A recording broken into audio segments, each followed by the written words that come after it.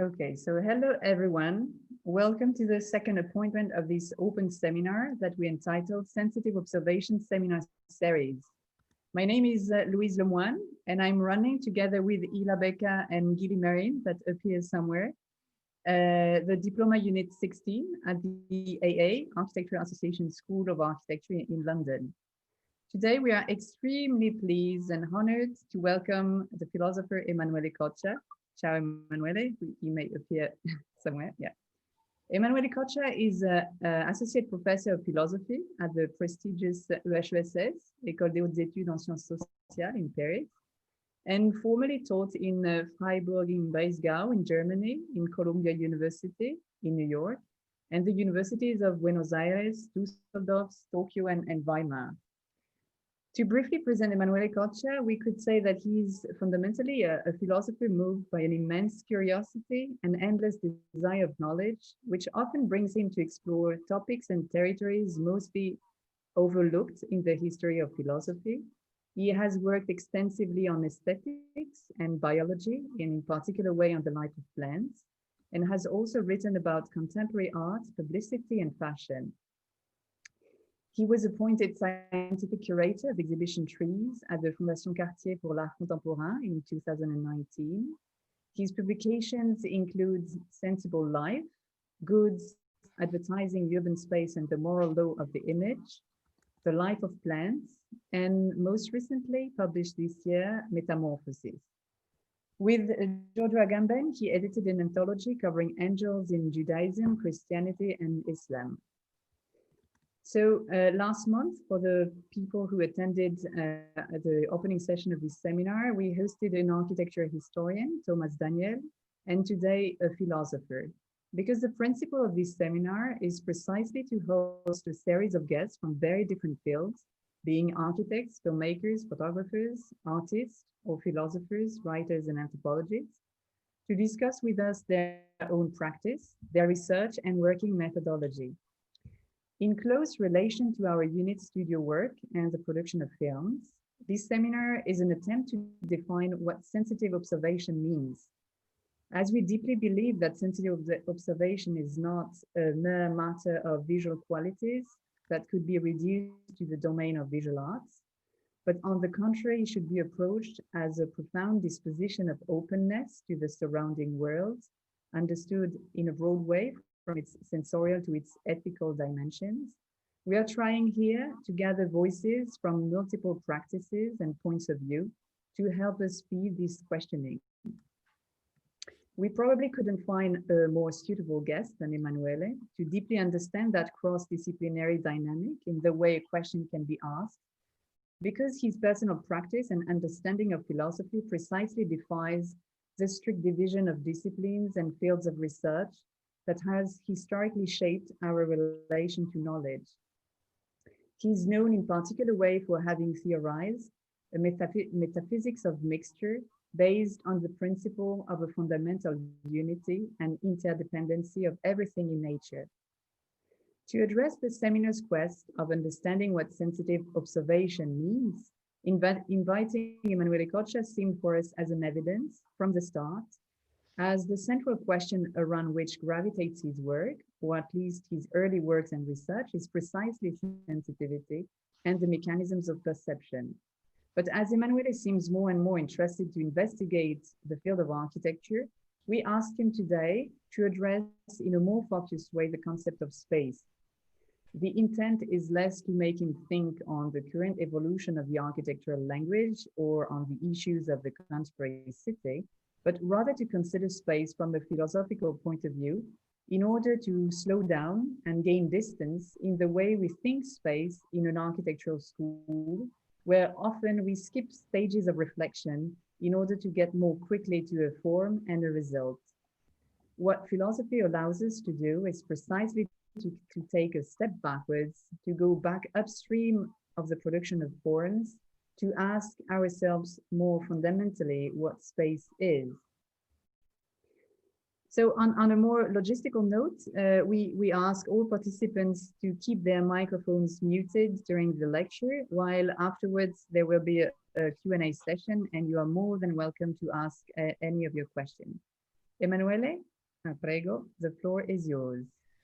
Thank you so much. Thank you and Louise for inviting me. I'm really happy and honored to be there and to have the chance to dialogue with you, to speak with all of you. So I prepare, and because just an anecdote in order to let you understand what I'm speaking about today, because once they invited me, Ila and Louise sent me sort of extremely long list about questions about space and the relationship of space and perception. So, and probably I try to give a couple of an answer to a couple of the questions they send me, and because of that, I'm saying that just in order to let you understand that I'm following a line, which I will explain in a couple of minutes, but I'm in a way trying to respond exactly to their questions. So, and I'm saying that also to invite you to interrupt me whenever you want. So, I mean, I'm speaking, but feel free to just ask me whatever you want during my speech. I do not do not wait the end of my talk, because also because I mean, I'm supposed to, if I rightly understood you, I'm supposed to speak just 30 minutes, and I have like 80 slides, so I will not finish until tomorrow at noon. So just at a certain point, you have to really to stop me. And so what No is, rush. sorry? No rush. You There's can no take your problem. time. Okay, so what is the point of my um, uh, talk today? I would like to, in a way, to present to you a couple of, no, exactly three attempts to conceive space in a different way. To conceive space and matter, because it's not space in the sense of just extension without, not void extension without matter, but space in the sense of occupied volumes. So three attempts to consider that space is not the object of perception, but the theater of perception, the subject of perception itself.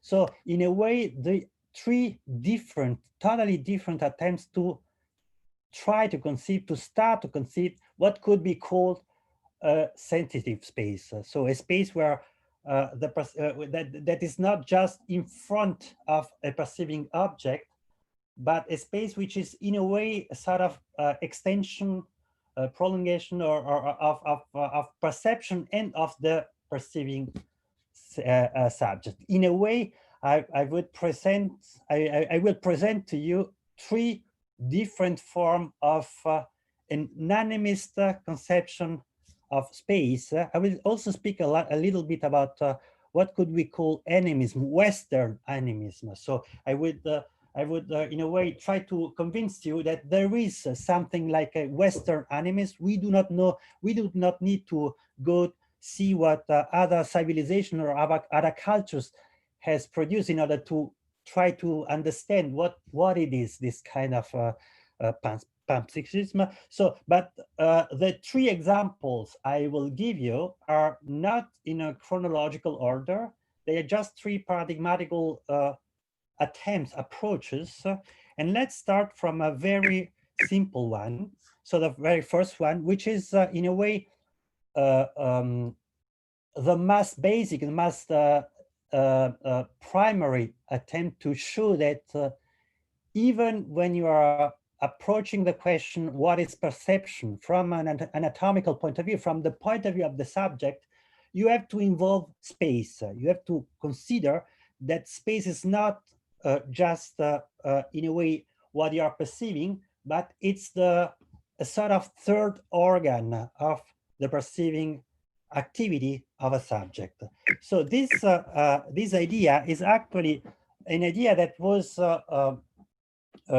elaborated for the first time in the Aristotelian tradition. I suppose that everybody knows who Aristotle was. So it's the famous Greek philosophers, philosopher of the ancient Greek. And in his treatise called the Anima, so on the soul, he proposed an extremely interesting and for a long time extremely influent also way of thinking how perception, how sensation works. And the idea is that, said in a very, very simple way, that you cannot explain perception through the place, through the interaction of a subject and of an object. You have to, in a way, imply or to introduce a third actor, a third element, which is medium, which is a medium, what we call nowadays also medium. I will speak in the second part of my talk exactly about media theory and showing that the media theory, McLuhan, is just a prolongation, just a continuation of the Aristotelian theory of perception. So you need a space which is an actor of the perceiving activity. So, and I would like to read a couple of lines from the text of Aristotle. So in a way, it's a very trivial, a very evident proof or a very simple evidence.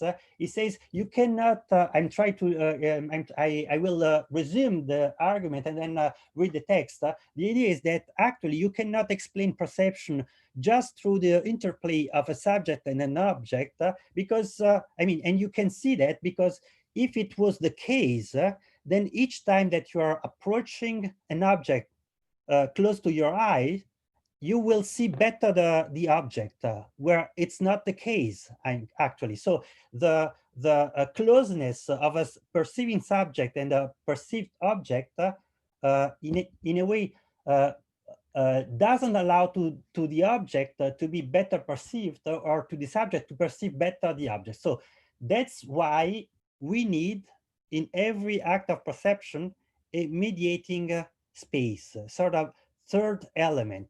And that's the argument of this slide. So if we place, I'm reading and then I'm commenting again, if we place on the organ itself the body that has the color, we will not see it. But color moves the diaphanous body, and for example, air, and the sensitive organ is moved by air, which is itself is continuous. So is in a relationship of continuity with the space.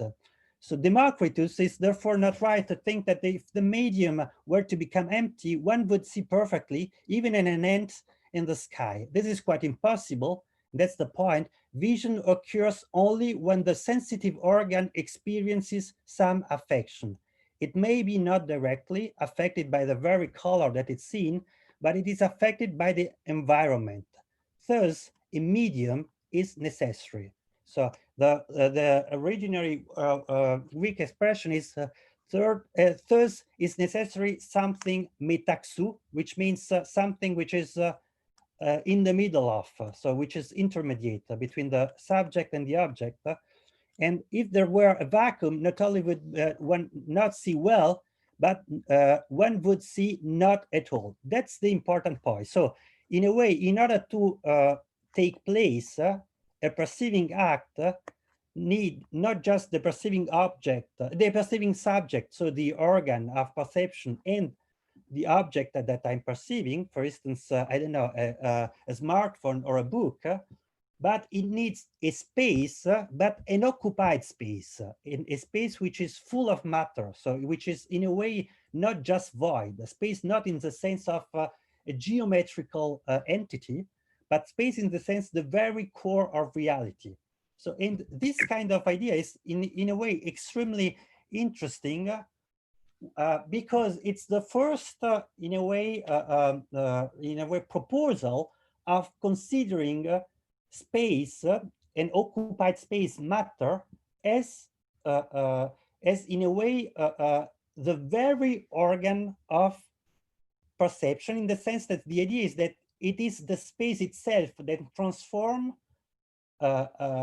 the perceived object into something which is perceivable, sensible in a way. So space, just already in this kind of tradition, is not the object of perception, but it is its medium, it is its condition of possibility. So, and I mean, it could sound extremely abstract or extremely speculative, but you know, it changed a lot, also from a designing point of view. If you are conceiving, I mean, the space not as what is seen by the inhabitant, what is seen by the man or the woman who is just living there, but has the matter who allows to people to see the world. So consider, I don't know, consider a room as not what is seen by the one who is living there, but has the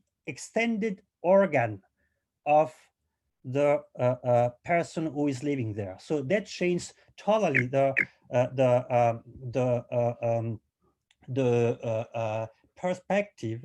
And another point, another consequence of this approach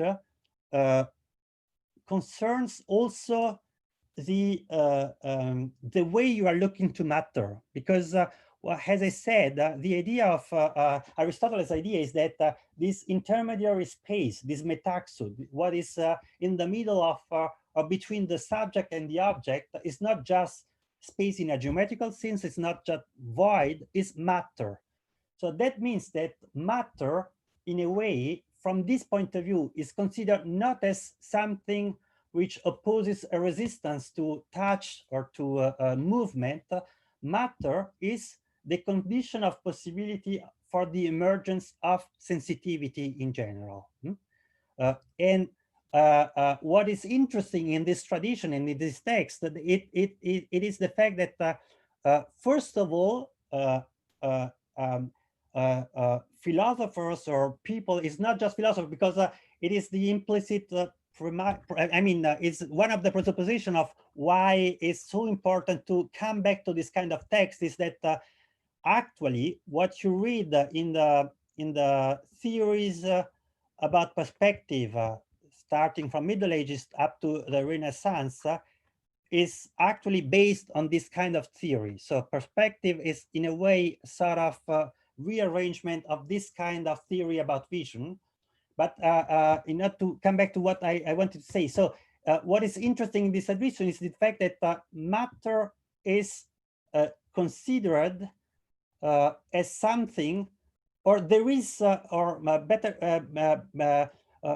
better said, actually there is something within matter, within every kind of matter. It can be glass, it can be wood, it can be, I don't know, plastic, it can be everything, paper, everything. But there is a sort of element, core of materiality, which is present in every form of matter, which is what allows to sensitivity to comes up, to in a way emerge. So at the core of matter, there is not just space, there is not just extension, there is perception. So the very existence of matter is what allows to people to see the world on the one hand, and what allows to the world to become sensitive. So that's an extremely radical idea. That's an extremely strong revolution in the way you conceive and also you redesign the world. Also interesting, we do not have time, but there is a lot of analysis about how can you redescribe matter from this point of view? Once that you said matter is not what occupies space, matter is not what has different, as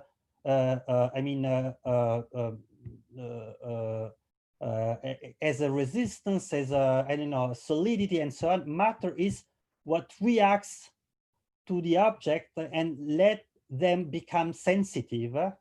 And how can you redescribe matter from this point of view?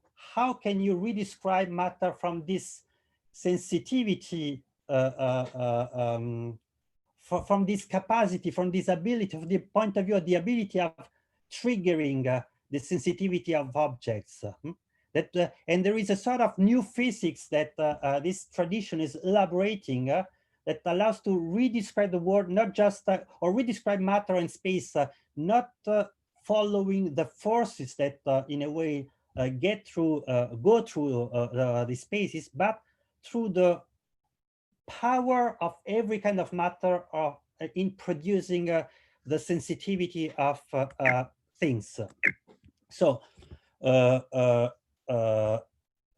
last point, and then I skip to the second element. Last point is actually from this point of view, matter, once that you consider matter as an actor, as an extremely important actor of let the perception, let the sensation become possible and real, you in a way consider space as something which has to connect things in a way as a sort of social, or not social, ontological media. So the space is the equivalence of smartphone, but on a spatial, on a real anatomical, physiological, better said, level. And also what is interesting is the reflection of the fact that from this point of view, space has a sort of intermediate status between the one of subject and the one of object. So space is not a subject, but it's not either an object. So it's this very kind of hybrid stuff, which is half subjective and half objective. So which is to me extremely important, because in a way every design space, every home in a way, is to me the place of a sort of personal animism, also because of that. So in a way, every time that you are entering in a home, you have the experience of things that are animated. And it is not just because of the fact that someone has lived there and someone gave to the things sort of rest of her or his soul. It is because every time that space is rearranged by someone, the space itself becomes this exterior organ of perception. The space itself, the house itself, becomes this very strange prosthetic organ that allows us to better perceive the world. So, and from this point of view, I mean, it is something which is not so known, but I mean, I suppose that everybody has read McLuhan and everybody knows what is a medium, but very few people knows that the media theory is actually, in the eyes of McLuhan, so in the writings, also in the letters of his founder, I mean, the one who theorized for the first time the very idea of medium, is just literally a version of this medieval theory and or Aristotelian theory of perception. So if you're reading, I brought to you a lot of letters, so we do not have time to read the letters because it's and it's not a seminar about so McLuhanian McLuhan philology, but it's extremely interesting. So to also to know that I mean, media are to us the incarnation of modernity. So and the theory, the media theory, is a medieval theory in the eyes of the one who theorize it. So what is the media? What is the media theory, or why it is interesting? What McLuhan made out of what I try to explain to you. So what I try to resume to you. So in a way, as you know, the main idea of McLuhan is the principal idea of McLuhan is that every medium is an extension of the organs of a man. So that is also the subtitle of one of his books. So the extension of man, media are the extension of man. But what is interesting is the idea that actually, so, and from this point of view, media theory is sort of a new version of a very classical idea of technique, of technology. So, you know, the very first modern theory of technology was produced by a German philosopher called Ernst Kapp, who published in 1877 a book about technology, where he proposed the idea that every technological tool is Organsprojektion is a projection of an anatomical organ. So, for instance, the hammer is the projection of the arm of the first. So the glasses are the projection of the eyes, and so on. So this is so. McLuhan, in a way, adhered to this thesis, but with a little modification, because it says every technological object, every artifact is a projection not just of an organ, but of a sensory organ.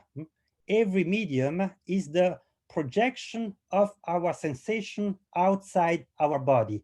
And that's why it's taking the word medium, because, as I said, medium was in the philosophical tradition this idea that space, outside space, exterior space, is actually what allows to the world to become sensitive, and what allows to the subject to really perceive, much more than the perceiving organ. So, and the idea of McLuhan is, in a way, and I'm translating from our point of view, you can reread, we can reread, we can, in a way, reinterpret all the media theory as the attempt to, in a way, to consider that, first of all, literally, as McLuhan says, every technological object is an operation on our way of perceive the world. So his most famous example is the invention of press. As you know, the press, following McLuhan, is the transformation of the experience of language, which is multisensorial, because every time that you are hearing, for instance, now, or every time that we are speaking with someone other, so you are perceiving this person on a visual level, but also on the sound level, but also you are perceiving the odors of this person, and so on. So what is the press as a medium? The press transforms this experience with this multisensorial in something which is purely visual. So it's really a transformation of sensitive experience of the human being, and it is a medium in the sense that matter, space, becomes something that, exactly like for Aristotelians, is the reality of a sensitive world. So every technological object nowadays is this kind of transformation of space into something which is sensitive, into something which has to in a way, to make our perception possible. Why it is important, this, and we do not have time, perhaps, in the question, why it is important, this idea?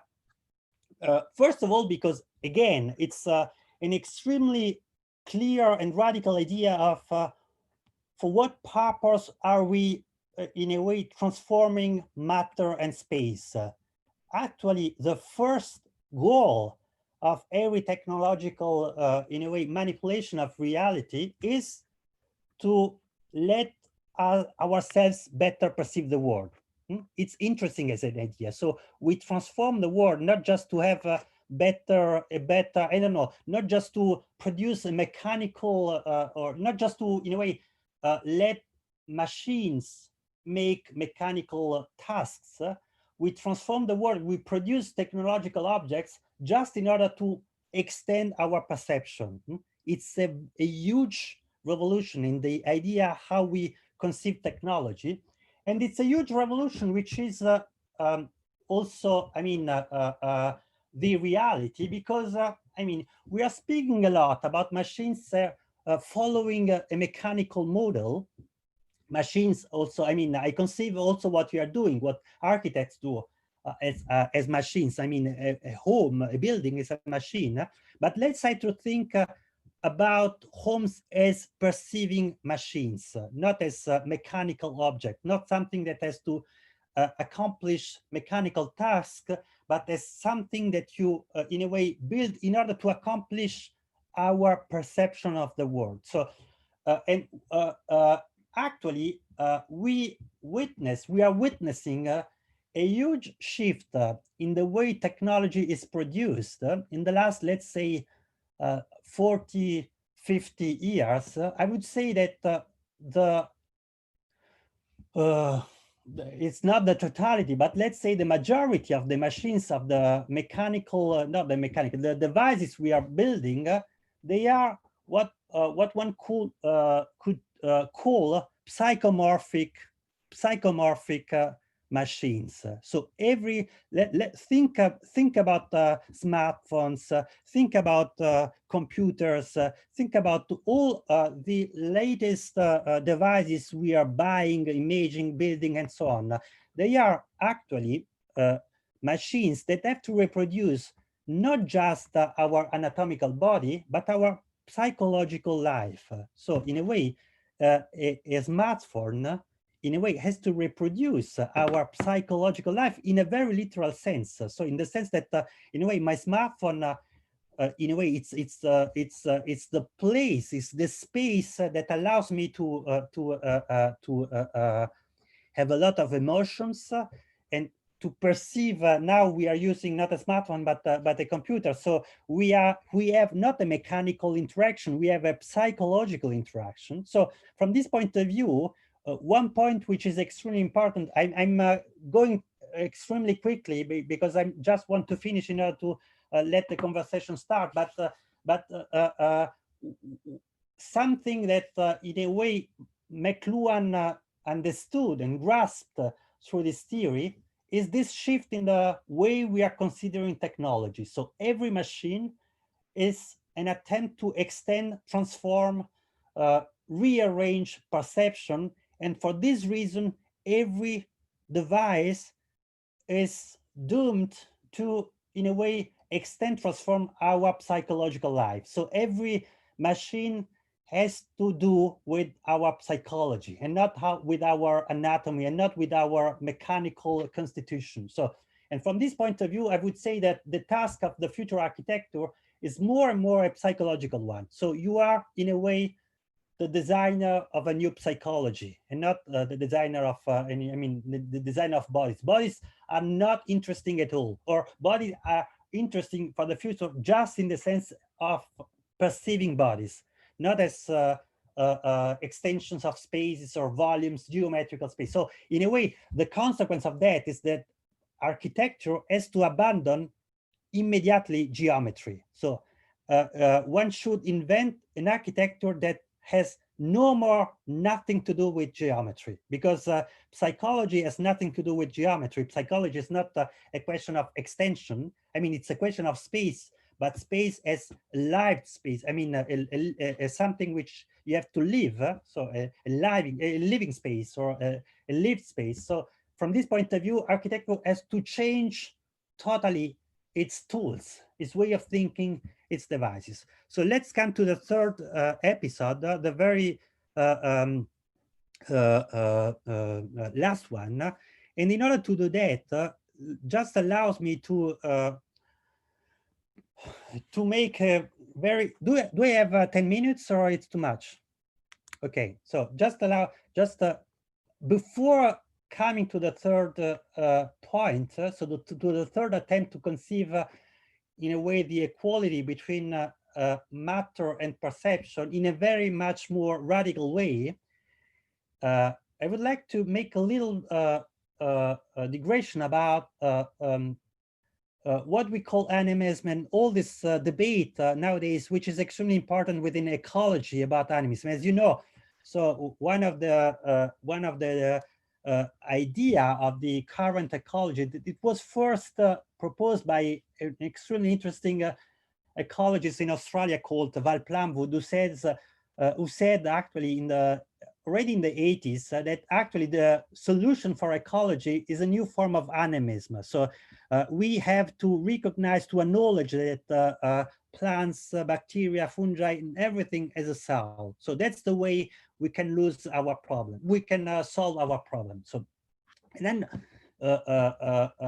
so animism in the very literal sense to acknowledge that soul and psychological life is not something which is limited to human being, but which can be extended not just to other living beings, not just to plants, fungi, bacteria, but also to matter. So in a way, if you are important in a way, if architects are important in the future, are also because you will be agent of this new animism, of this attempt in a very, I mean, not metaphysical way, of this very attempt to acknowledge that the space is always animated by something which is much more subjective that we imagine.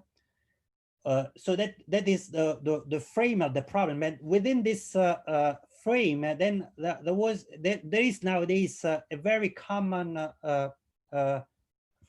a consideration which says, starting from this incredible, amazing, and important book that I suppose that already all of you already read or in a way know, which is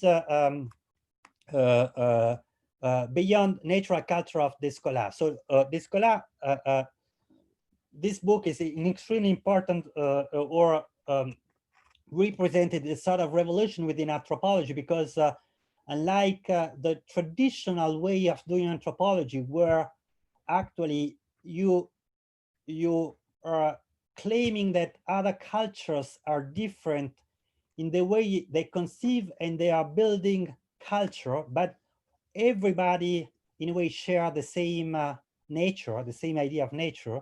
So the approach of the scholar was the quite opposite one, was the idea, no, actually every culture, we cannot in a way presuppose the same idea of nature, because every culture redesign or rethink differently nature itself. So in a way, the very first object of anthropology is to understand how nature exists in front of different cultures. So this was amazing, this was revolutionary. But within this book, there is also another idea which was taken up by ecology and in a way became sort of common base of cultural critics. And it is the idea that in Western society, so Western society as are what Descola call the naturalistic societies, and that is the societies where nature is reduced and space and living beings are reduced to merely objects.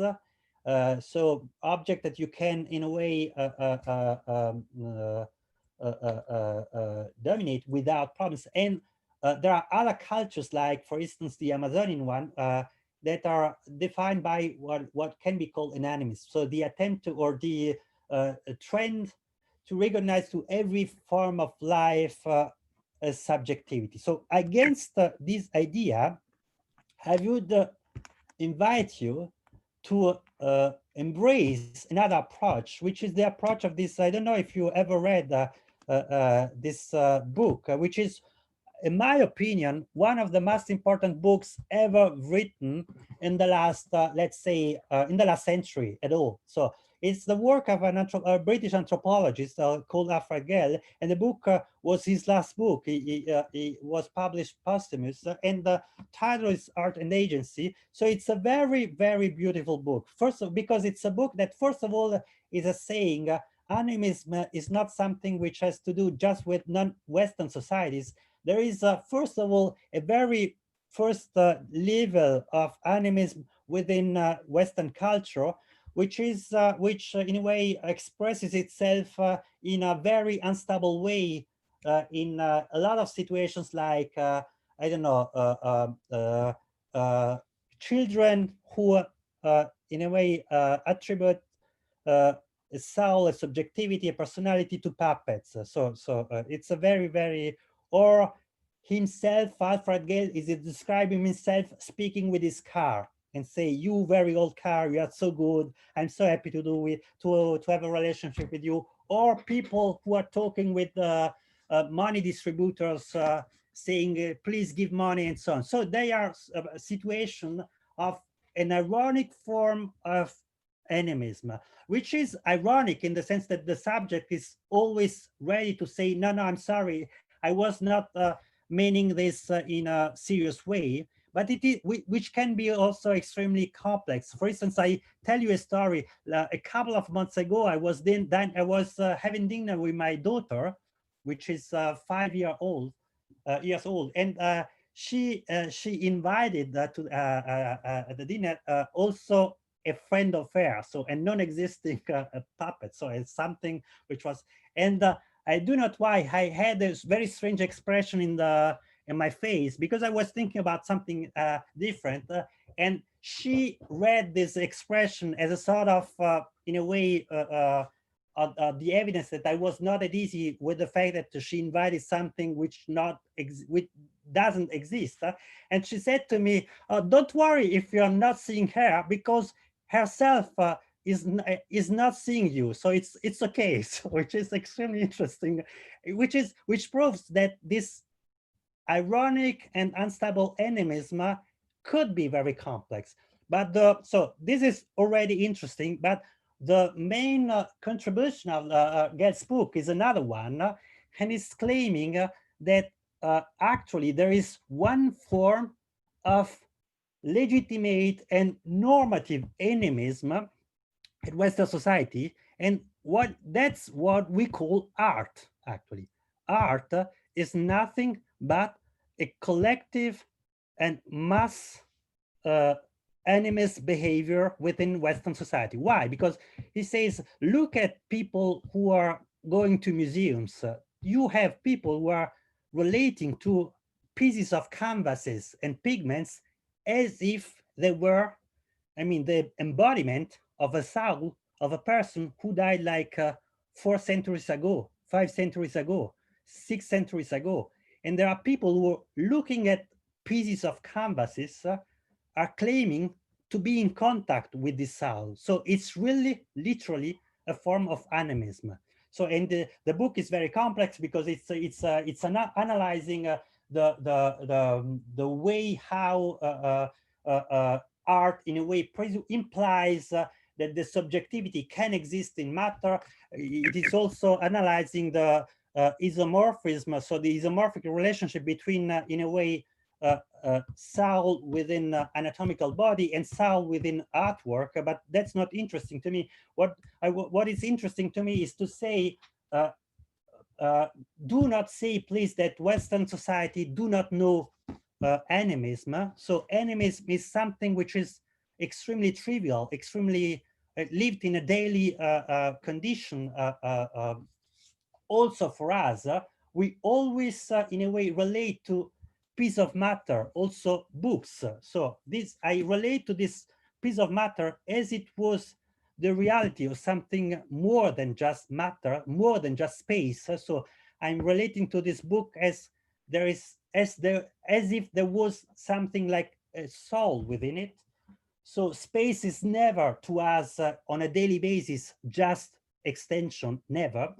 And second point, and I come to my conclusion, so sorry for speaking so long, but the second point is actually there is a huge tradition. There is not just art, there is a huge tradition within Western society of animism. It was called differently. It was called panpsychism. So, but it was an extremely important tradition in the West. For instance, I just gave to you a couple of examples, Francis Gleason or Tommaso Campanello. So people who were extremely important, for instance, for the birth of modern medicine, for instance. And I come to my last point. I will just go very, very quickly. So the last example of people trying to identify matter and perception, so in a much more radical way than the examples I give to you, was a very long tradition of philosophers, physicians, naturalists, and so on, and who in a way adhere to a common doctrine, which is known within philosophy under the name of the doctrine of the logos spermatikos, of the seminal reason, or the idea that in order to understand what reason or what subjectivity is, you have to look at seeds, grains. And what is the idea? So the idea is a very, very simple one. At the beginning, the idea was invented by so I just stop. it wasn't because I cannot read, so I just so it was invented by Stoicians, so but very philosophers in late antiquity, and it was against the classical model of thinking the creation of the world. So you know, in the Platonic way, but also the Christian way, but also the way how you yourself you think creation.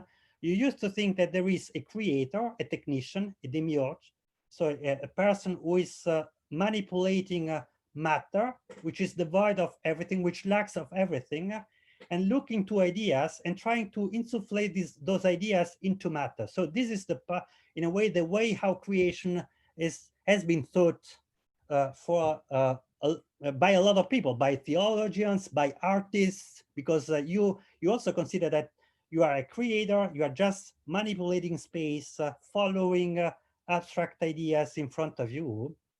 So against, and this was also, I mean, the way how people try to, in a way, legitimate or justify the rationality of the world. So the idea is, why is the world so rational? Why the world is so ordered? Why is the world so beautiful?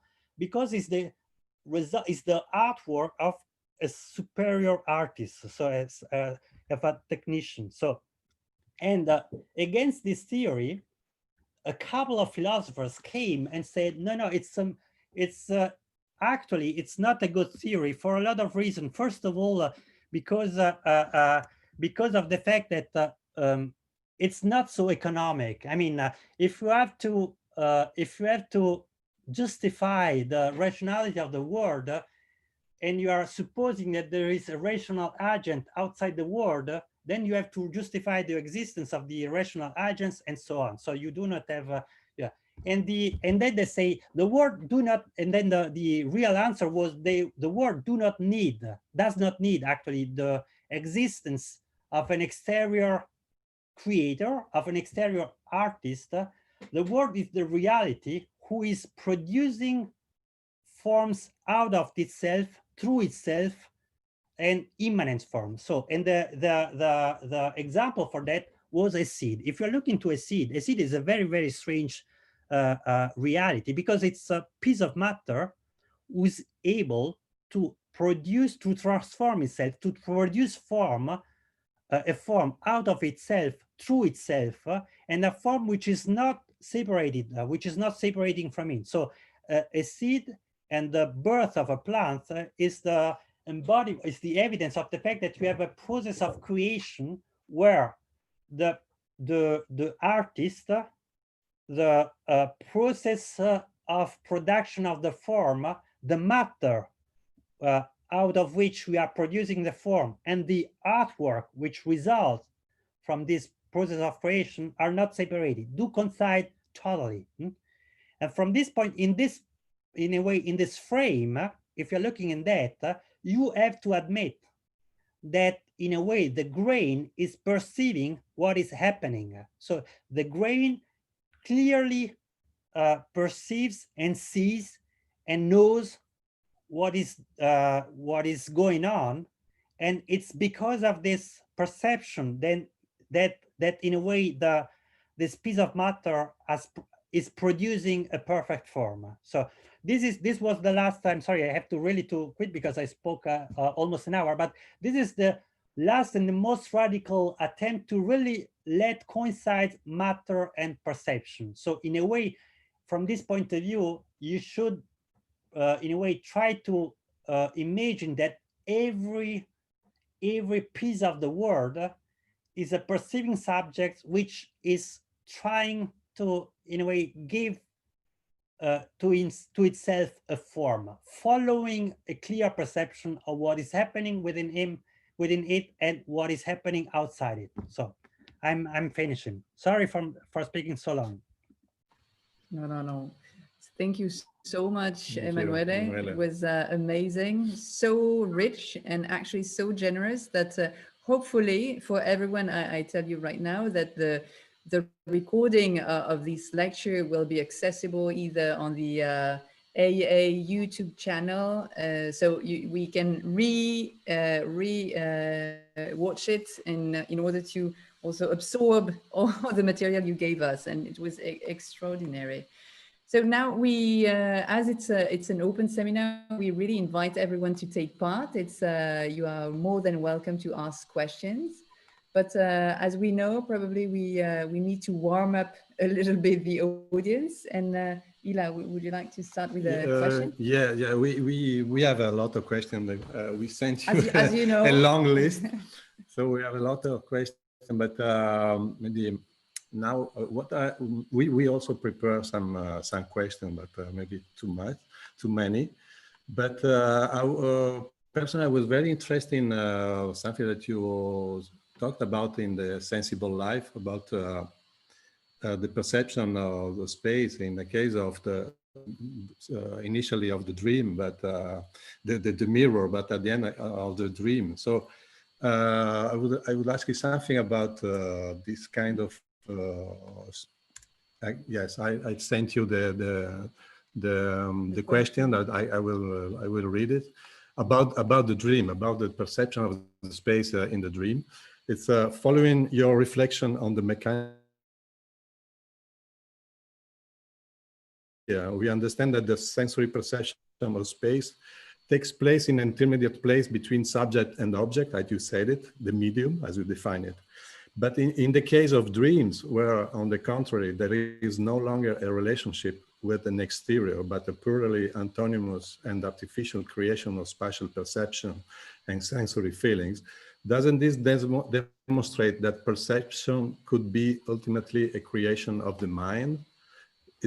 We're really interested in pushing inside the question of perception, inside the mind, inside the spirit. Yeah, thank you. It's a very interesting and also a complicated question in the sense that so in a way, for a long time. So first of all, it is interesting from an historical point of view. You have to, we have to realize that since I mean, up to Freud, so up to the beginning of the 20th century, the dream was not a space where a subject is supposed to meet herself, himself, or themselves. So the dream was a space where you can meet reality in a much deeper, wider way you can do through perception. So dream is an extension of our encounters with the outside world, in the sense that outside, not in a spatial sense, but in the sense that it's within dreams that you can meet divine subjects, angels,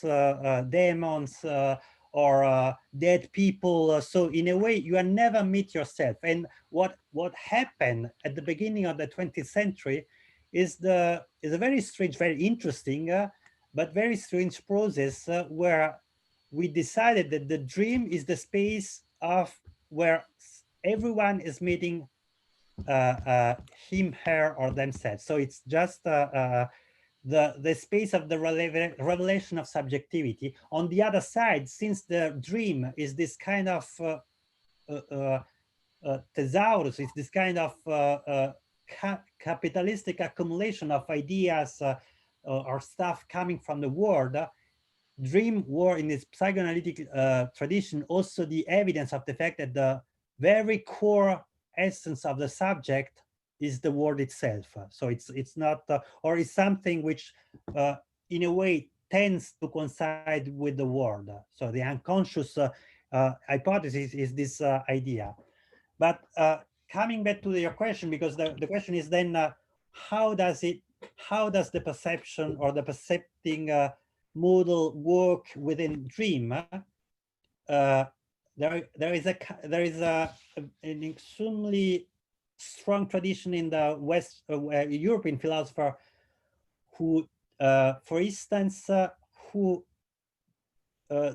drew from the experience of the dream the evidence that actually perception has nothing to do with the organs, with the organ of perception. Perception is actually the very core of our soul. So in a way, the substance of our soul is what they call the pneuma fantasticae, the imaginative spirit, which is a substance which is able to perceive and imagine reality, but on the other way, which is also the very core of reality itself. So the idea in this tradition is that the very core of reality is not matter, is this substance which you meet through dream, which is purely imagination. So, and in a way, you also have something very similar. I mean, not in the sense of dreams, but in another kind of traditions, but very, very normal tradition, philosophical traditions. They are not mystical tradition, where you, in a way, because when you are looking at what is happening in matter, so in a way there is something which is, I mean, you can explain it, or you can try to explain it from a chemical point of view or from a physical point of view, but there is something which exceeds this kind of explanation, which is the fact that looking at the world, you are seeing a lot of forms just in evolution. So a lot of forms which are producing. So you have to admit that, I mean, this play of forms has nothing to do with the necessity of the presence of someone who is observing them. And if you are giving to those forms, so a sort of ontological autonomy, so you have to admit that then what you are witnessing to is a sort of dream which is immanent to matter. So matter itself, everything, is a sort of dream without consciousness of the piece of matter who is dreaming itself and the rest of the world. So wood or paper is just the dream of matters, who is trying to, in a way, put forms out of itself and trying to produce something which is not always going in the right direction, but which is a form of active dream, because in this case, the dream in humans do not produce a transformation. The dream within matter produce immediately a transformation of substance. Thank you so much. I think we have a question. Gili, can you just allow? Hello. Hello. Ciao Emanuele, John Parmesino. Ciao John, ciao. Hello. Ciao. Nice to see you again. Great to see you. I have a question about your notion of Western cultures always being animist. I really love it, and we always have the impression when thinking of Western societies of a gigantic project of reductionism, of let's say from the world of ecosystems to the world of the biota, all the way down to particle physics, and it's a gigantic project on that. Well, in my understanding of your proposition that we are always animists as a Western society, even that project needs to be understood as an animist project. So my question is whether in these situations of understanding matter as a sensible condition, one would somehow enter a situation which is of a completely different kind of project of reductionism, and that is somehow bringing the idea of an entire ecosystem to be sensible, rather than the individualized forms being sensible.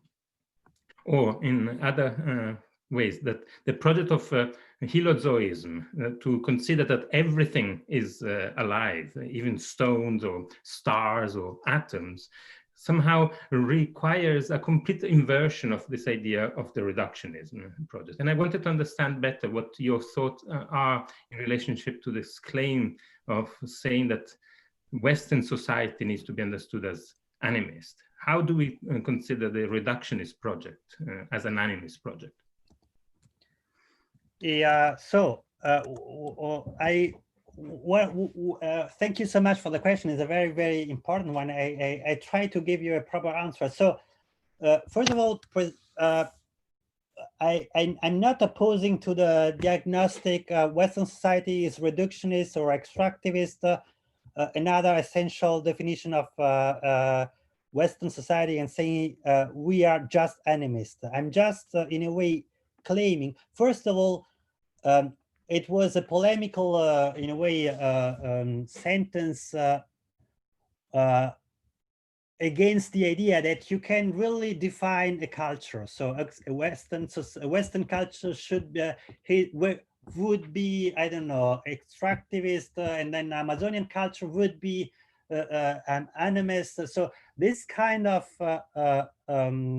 way of dealing with culture is a very tricky one. First of all, it's the opposite of what anthropologists should teach, and it's the opposite what Lévi-Strauss taught us. Secondly, is a tricky idea because you transform culture in a sort of in a religion, so in a sort of set of beliefs that you can quit or adhere to, and so you, because the set of arguments where this kind of ideas is normally used is the idea. So Western culture is objectivist, so I don't know, the Amazonian culture is not an objectivist, so we have to in a way convert ourselves.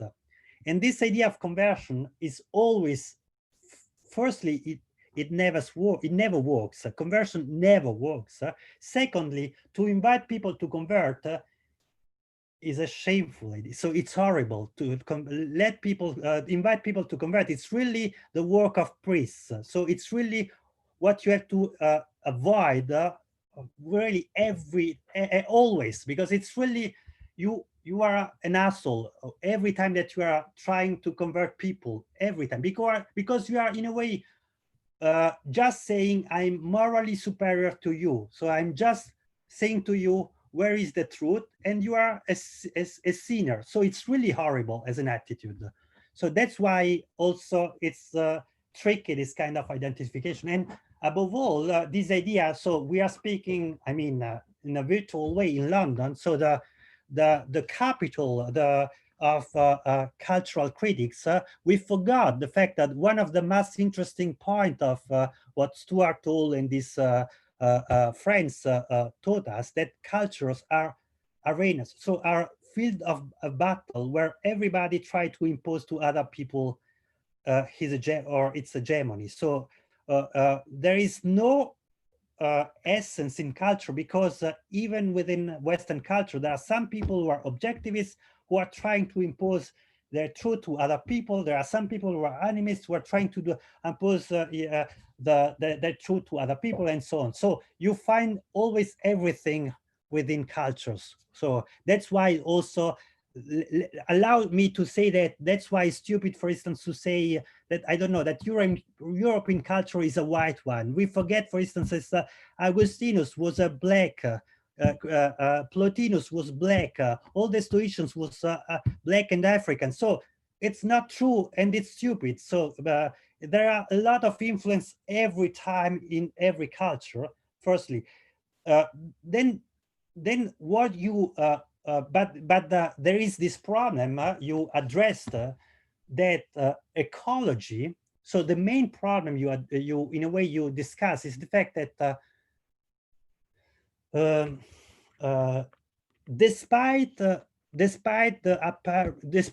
the what is trying to let people believe, ecology is a part of this objectivist tradition. So all the concepts of ecology comes from this particular tradition within Western society, who used to be also and who is also animist, but ecology belongs to the minority within Western who are of people who are really objectivist. And we can speak about that for hours, but for instance, even the name of ecology. So we actually, nobody asks himself why or herself why, in order to speak about the science about the relationship of all species among reciprocal relation among all species, we use this we use this name ecology, which is a reformulation of a former name, which was economy of nature. So ecology and economy are twin sisters. So the idea that you can fight economy through ecology is a false one. Economy and ecology, they share everything. Epistemological frame, concepts. For instance, if you're looking to the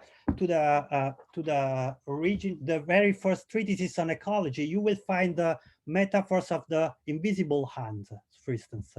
And this, and I mean, beside of that, the fact that we are supposing that the relationship of all species altogether takes the form of a huge house, is totally crazy. It's false and totally crazy. So, and the same is, and I'm coming to your question, the same is the idea of ecosystem. So we are believing, strongly believing, that there are something in the world which do correspond to the word ecosystem, and we are forgetting that the word ecosystem was invented by a guy named Arthur Tasley in 1935, just in order to fight someone other. So in this case, it was Clemens. But there is not such a thing like an ecosystem in the world. There are just people of different species who are trying to negotiate their relationship all together. And from this point of view, you are totally right. We have to redescribe ecology from another point of view, but not just not that just culture. The problem is that ecology itself has to be rewritten. Ecology itself has to redescribe the world, taking, for instance, as a point of departure, the fact that everybody is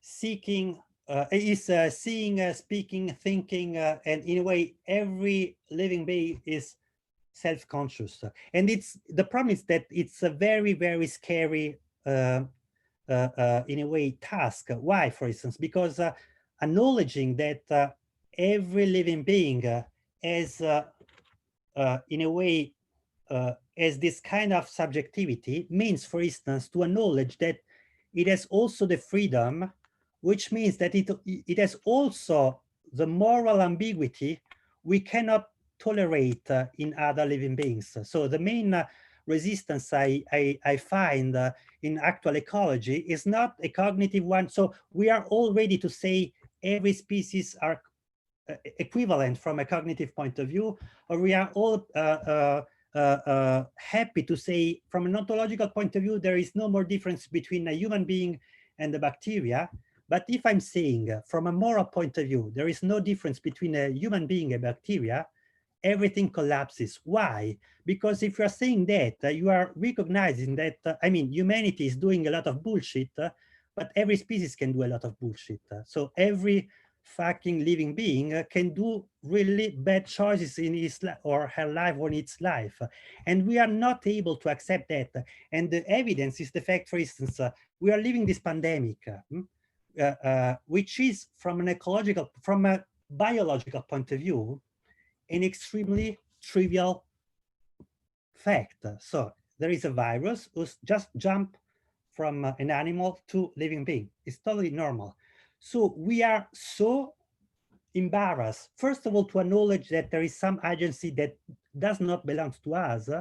And secondly, that this agency, the agency that non-human people have is not a positive, not always a positive one. I mean that we are not the only ones on the world who are producing disasters. Everybody on this earth can produce disasters, but we cannot accept that, and we are just saying, no, it's not the virus, it's humanity, the very ultimate cause of this disaster, because we destroyed, I don't know, we destroyed forests, and we destroyed the ecological balance and so on. And why is tricky this point of view? Because in a way, we keep not acknowledging that other living beings have a planetary agency exactly like us. So we are not the only owner of this planet, and there are very tiny people who can change everything.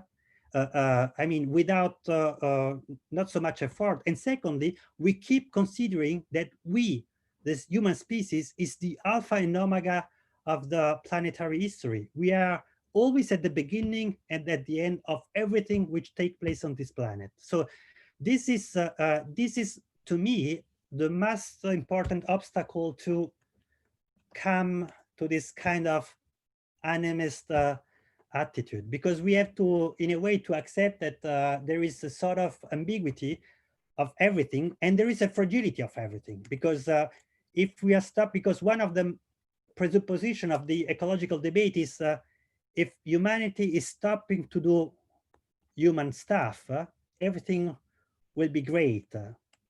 Everything will be extremely positive, which actually we do not know. We really do not know. I mean, and because there is no balance in nature, there is no, I mean, and above all, there is no teleological goal. I don't know where we are going, and nobody, there is a very, very beautiful sentence by Mark Dion, the artist, who said once, nature not always, doesn't know always what is its best. Exactly like us. So nobody knows. So, and that's why everything is so fragile. That's why we have to pay attention. That's why we have to be, in a way, attentive to everything, and not to keep doing bullshit. So sorry for the long answer, but.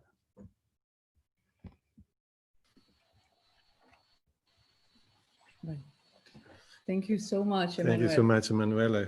Wonderful. I don't know if someone else has some question, maybe just raise the hand.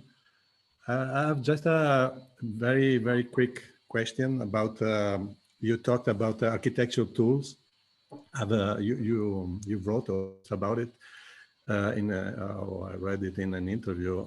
You said that architectural tool has to change from the Euclidean perception, Euclidean system dimension to a more sentimental system, so a sentimental way of recreating the space. In a way, you talk. I think you talk about this, the house, the house where we live, and you said that yeah, we are struggling about with the space of our house, because it's not really designed from for us, but it's designed just for something very old way of thinking about the space. Can you explain a little bit better what do you mean about sentimental way of designing space? Yeah, so it is meant in two senses. So the first one is, I mean, it is a part of a project. I'm writing a book about homes, being at home, actually, sort of. And the main idea is a very simple one. The main idea is that what we call homes is not an architectural entity. Reality is a moral one. So the home is not a shelter. It's not a set of walls. It's not a place. Home is actually the set of things and persons, things and humans or non-human beings who are able to produce our happiness. So from this point of view, homes is a moral entity. And every time that we're speaking about homes, we are speaking about how can we produce our morality, which is an extremely strange thing, because that means, first of all, that in order to produce happiness, we do not, it's not enough to, I mean, to have good sentiments, to have attitudes, to change our psychology. We have to transform the world in order to be happy. So we have to acknowledge that morality, on moral theory, is architecture, is economy, is like a transformation of the world. We need, and not just the human species, every animal, every plant need to transform the world in order to be happy. So there is technicity, there is a technological element within every moral project, and the other way around. So every moral project is also a sort of technology of life. So that was that is the idea. And in order to give you a couple of more sensitive anecdotes. So I'm writing this book because I moved like 40 times in my life, and I have a problem to be at home. So in the or not, because on the one side I can be at home everywhere. So it's not easy. It's easy to me to move to some place and to say, yeah, I will stay there for a year. But because of the fact that I know that I will move, so I'm never considering this house like my definitive and ultimate place of being. So from this point of view, I have this kind of pragmatic way of considering the houses. But this is the basis of what was a, and when I'm looking at houses or homes from this point of view, you have to acknowledge or recognize, or I have to realize the fact that we make a lot of errors, bad errors about homes, in the sense that, first of all, if you're looking to what architects did in the last 150 years, I mean, you can find a huge amount of books, incredibly beautiful written books about cities. I mean, everybody has written a very beautiful book of city, and sometimes those books are really, I mean, they belong to the tradition of cultural revolution. I don't know. I mean, you can hate or love them, but Delirious New York, the Image of a City, Learning from Las Vegas, they belong to really to the very few books who changed everything within our experience and within our idea of modernity. So the city was the obsession for everybody who tried to redefine modernity in the last 150 years. But then there you have nothing, literally, or very few about homes. Nobody writes book. I mean, I'm collecting books about homes, and they are stupid. They are with no interest, and they are like 4 or 5 in comparison to huge libraries. So there is this kind of lack of reflection because of the fact that the homes was a sort of rest. I mean, it was the space that is cut out from the imagination, from the elaboration of our utopia, from our project of modernity, and so on. And then there is the problem that within, I mean, nobody is treating cities as just geometrical space. I mean, nobody comes to the idea that the problem of cities is just to in a way to arrange geometrical figures within space, whereby if you are speaking with people who are doing, or if you're looking to normal houses are considered as just a composition of volumes that suppose a very false and antiquated idea of how do we live. I spoke with perhaps it's a friend of yours, with an architect here in Paris, Umberto Napolitano, from the agency, from the land agency. And he told me that once that, at least in France, when you have to build social houses, so you have standards that are exactly the same like in 1860. So it's totally crazy. I mean, we are considering that people are living at home exactly like 160 years ago. So it's this idea of mother, father, children, and then there is a kitchen, there is a bedroom, there is and everything is so in a way it's so not livable. So it's so but not because of an architectural problem, because nobody really asks, even the political, I mean, even the people who are doing politics, nobody asks how can I live? I mean, I give you just the last example. So we are imagining a new type of community. Facebook, Instagram, they are from an anthropological point of view, there are huge open space imagination of world communities who are in a way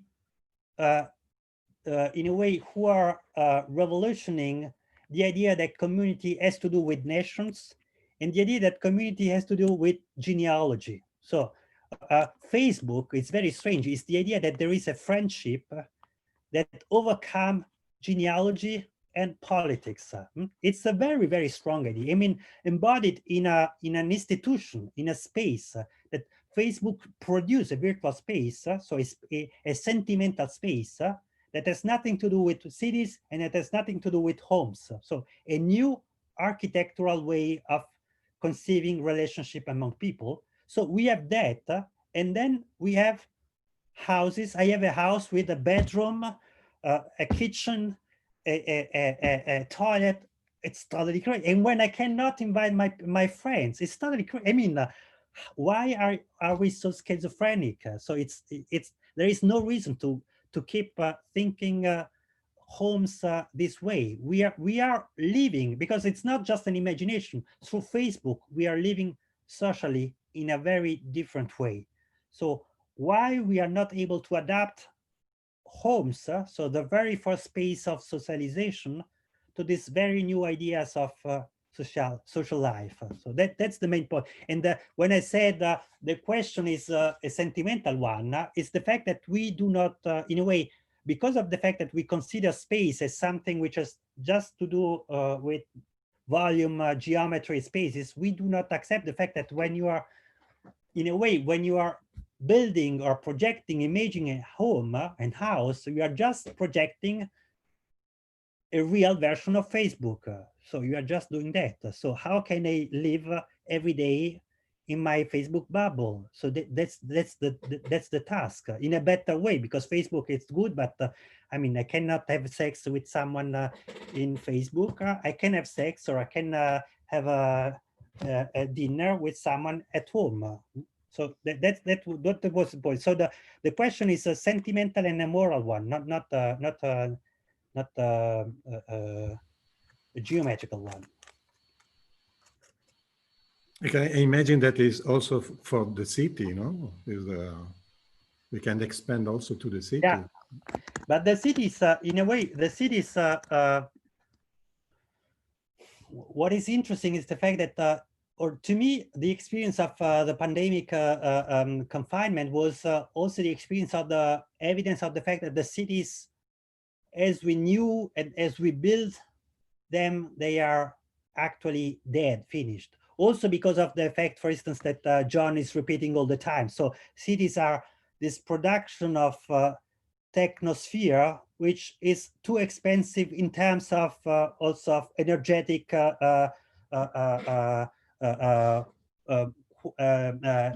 expenses. So we cannot build cities in this way. It's too antiquated, it's too crazy. So, and from this point of view, the pandemic was the evidence of the fact that we have the chance of the fact that cities are now outlaw. They are not accessible at all. We have to reimagine our political and social life starting from homes. Also because there was, I mean, besides of the pandemic, the smart working is actually a huge revolution. So the modern city took place through, I mean, in the past, in the antiquity, you had the city who was the space of politics, and the house who was the space of reproduction and production. The oikos in the antiquity was production and reproduction. So the modern cities was the result of this huge revolution, which is the work revolution, of the fact that the production takes place no more in houses, but in the city. And the cities was shaped by production, by the work. Now the work is coming back to houses, and it's literally the end of modern city. Because if you're working at home, the city has no reason more to exist, because the city was the space model chiseled by the distribution of work. And on the contrary, homes are also transforming themselves, because a home where you are working, a home when you are in contact with a lot of people from different nations, is no more this interior bourgeois where you are protected, sheltered, so in a way, just with yourself. It's something totally different. It's a public space. But this is, I mean, the first revolution was the arrival of television. So the television was the break of the idea of homes as a private sphere. No, homes are now the public sphere par excellence. So that's why, in a way, cities, it's a past utopia. They were beautiful, they were good, but we cannot afford, from an energetical point of view. That from this point of view, I agree with John. It's a past. I mean, it's a very beautiful. It was amazing, but it's a past dream. So.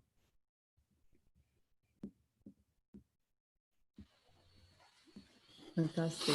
I think we are running a little bit out of time, but we can maybe accept one last question if you are still okay with it, Emanuele? Yeah, one last question? Okay. I see Luciano. Gili, can you just allow... Open the mic to Luciano Landetta.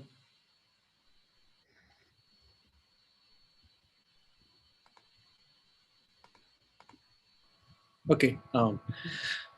This is actually a moment of before and after Emanuele. I have to recognize I'm here sitting in Riyadh for a different purpose, but I have the in total gratitude. I received this like humongous amount of knowledge that you put into in a humble way. I'm an architect that I'm trying to digest this in two frequencies. I'm going to call it that way. One is the somehow a little bit like heritage from the Renaissance, when the perspective was a tool of technology to recognize the media or the medium on to understand a world that was somehow preconceived, right? So we have this kind of like a sequence, and then that changed the art and the way we somehow understand even the future. How can you plan ahead something that hasn't been built? You know, the pre-project, the project is still living with us, and to imagine traveling in time. So this exercise of architecture, that something hasn't been done and executed somehow has to perform in the future at the same time, right? So it's like back and forth. If we're not able to understand that, especially now, we ended up being like these geometrical cities as a paramount of, like, you know, La Città, the Piero della Francesca, this idea that we got to get comforted because of certain kind of aesthetics. Yeah. But in that sense, I something that I'm learning from your incredible, quite loaded, is this sense of media. When you define the media as an object, like it's a 2020, and it's kind of like a paradox. We are using Zoom to go through the media and the content, and it's embedded in ourselves. Like it's an extension of our being somehow. That's running water in the pipeline, right?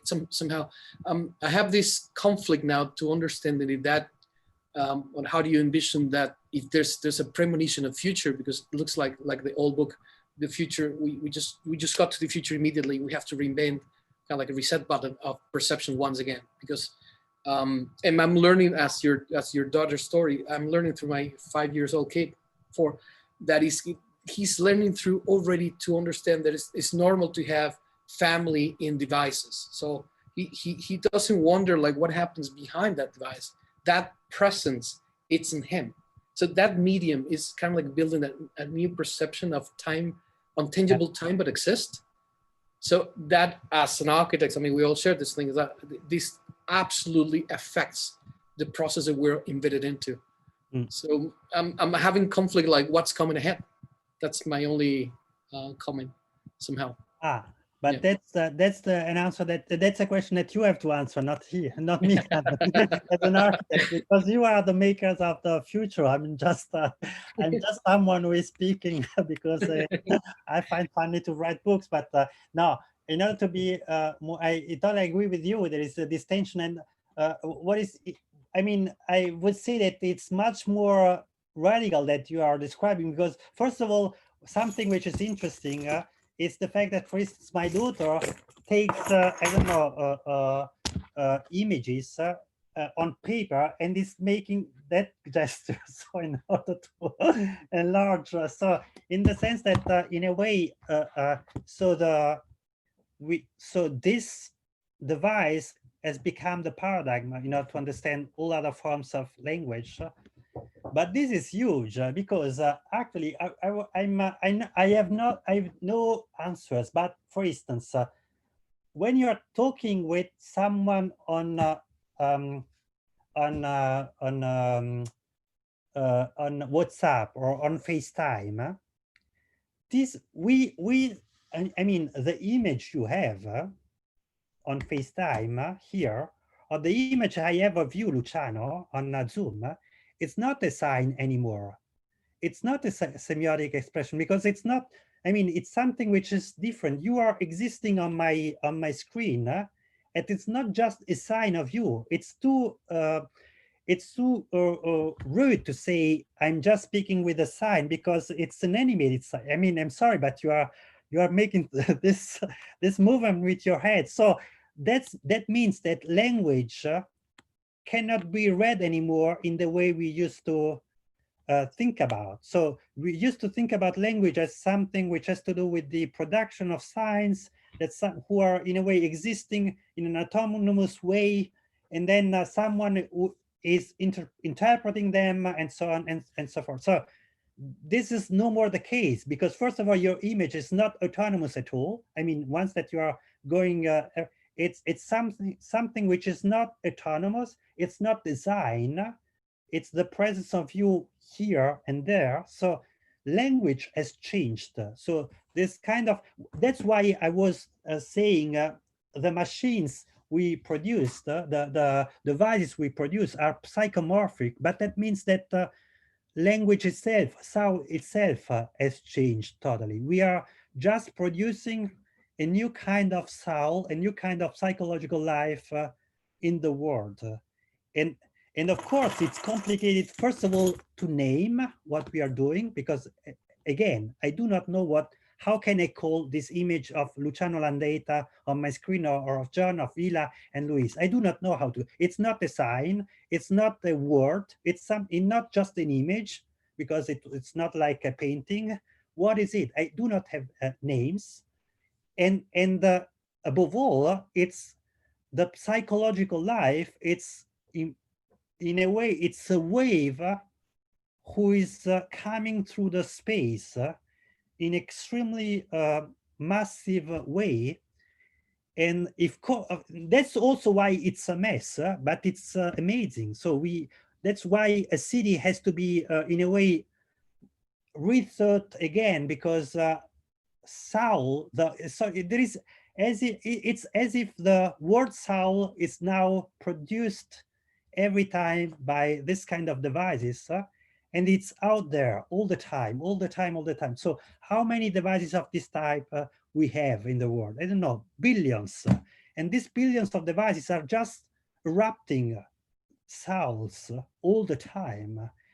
And that's also cities in the very ancient and literal sense of the word, but in a very anarchic way. So we have to restart, as you said, we have to start from that, from the fact that so in a way relationship has changed form, human presence has changed form, and so on.